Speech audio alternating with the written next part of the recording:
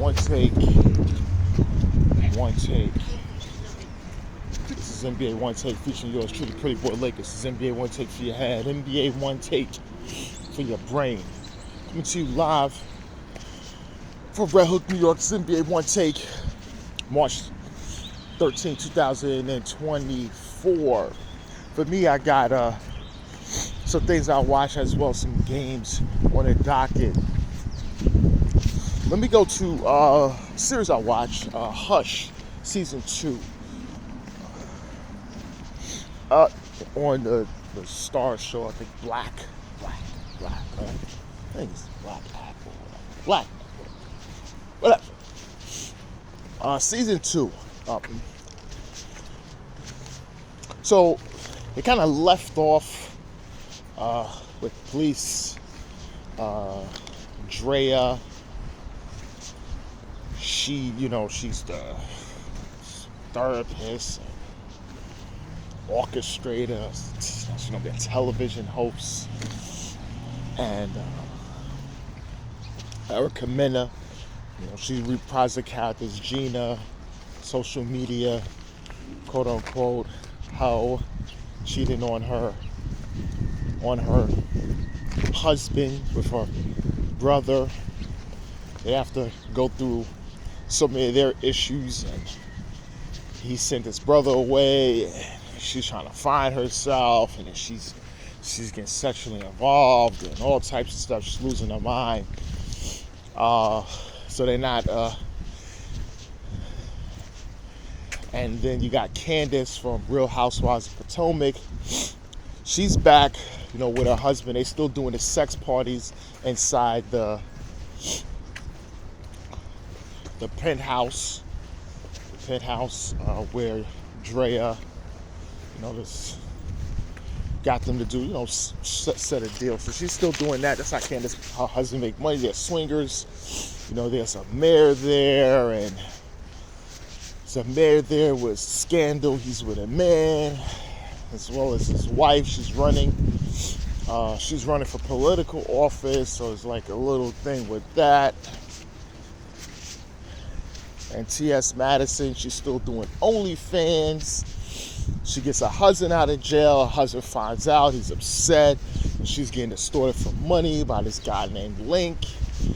And Link is like, he got his cousin or whatever, she's trans man, big fat, I don't know, she's some kind of club pimp or something, whatever.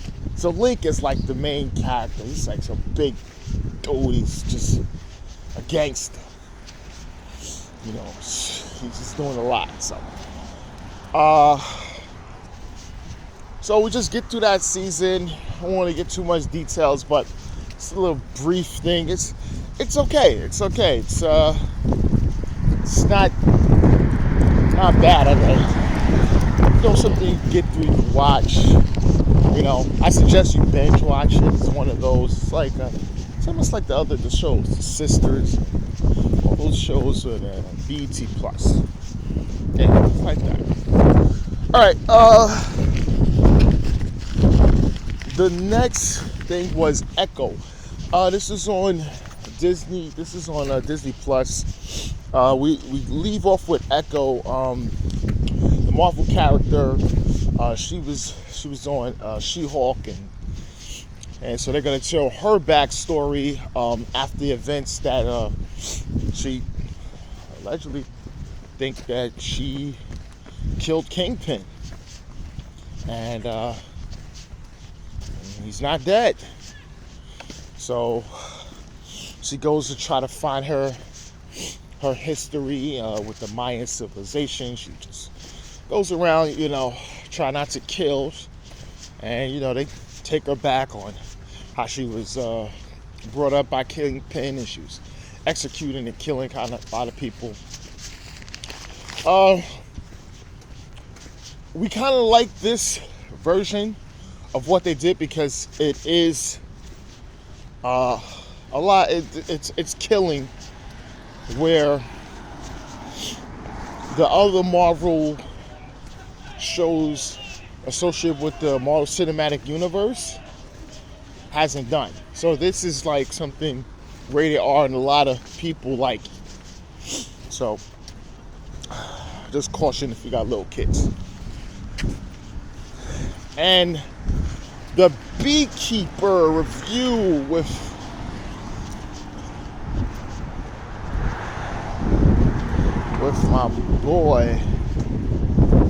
my boy Jason Statham. This operative. He plays as a quote unquote a beekeeper. He's retired. He's actually a beekeeper, but as an operative, they do a lot of crazy stuff, and they do things to protect the hive, quote unquote, if you know what that is. Like, yeah. So, I think Felicia was charged. She gets extorted for money by the online company. They take her entire savings because, these people do that fucking criminal, multi-billion-dollar business. They took everything. Then she commits suicide. He was her friend, and then he found out, and he was pissed. And obviously, he gets out of retirement. He uses resources, and he goes after everybody. So, sort of revenge movies. It's not bad. It's one of those movies, but that's the basis of that. So Beekeeper, it's not that bad. It's fine. Something you get through. Something you can get through. Now let's get to the 3 games on the docket. Yes, this is 3 games. Now listen, my Lakers lost to the Sacramento Kings. All right.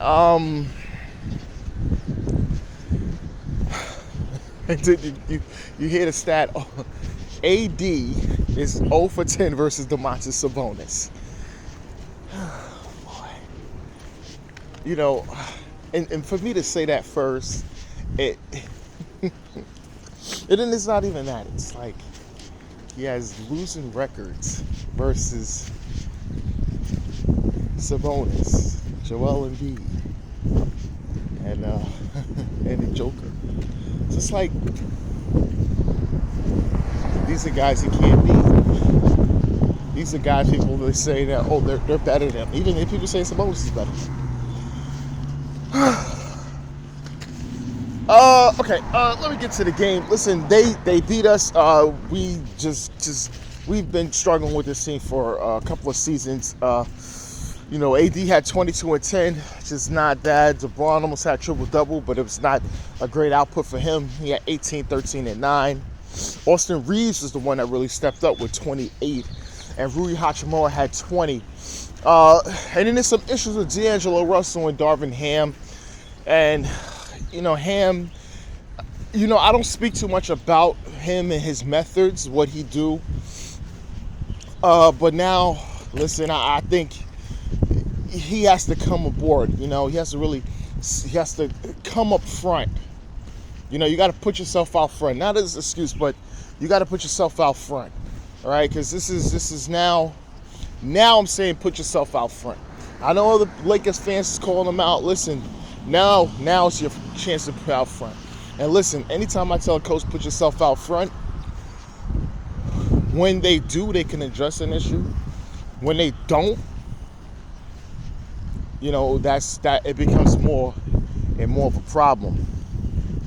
But for the Kings, De'Aaron Fox with 21, Sabonis, just a triple-double monster, just 17, 19, and 10. Harrison Barnes with 23, and Keegan Murray with 19 points and 13 rebounds.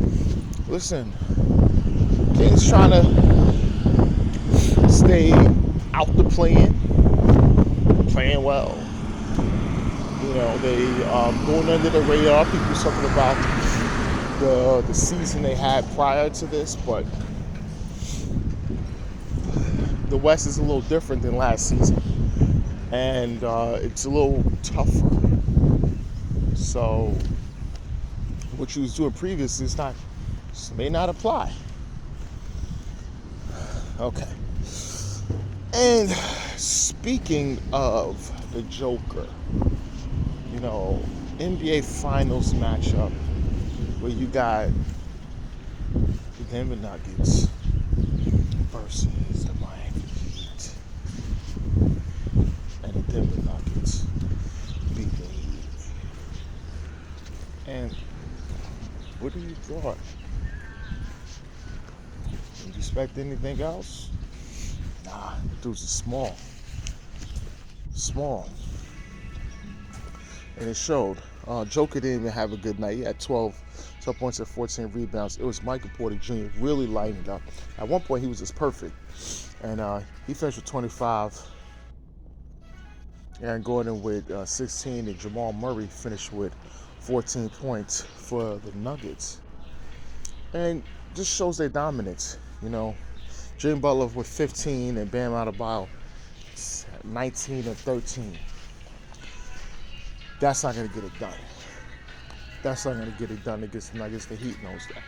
And they continue to struggle. So it's an issue. It's an issue. And the last game of the night for me is the Mavericks versus the Warriors, and the Mavericks get the big win over the Warriors. They still without Steph Curry, but as Luka Doncic had 21-9 and Kyrie Irving with 23, 10, and 8. They really put the beats on this team. The Warriors did try to fight, but it was just too much. This without Curry, they're in trouble. Yeah, they're in trouble. And you know, Jonathan Kuminga, he played well. He had 27. Andrew Wiggins with 17. CP3's back. He had 9, and Klay Thompson off the bench with 8. And Draymond Green just sitting and playing this game.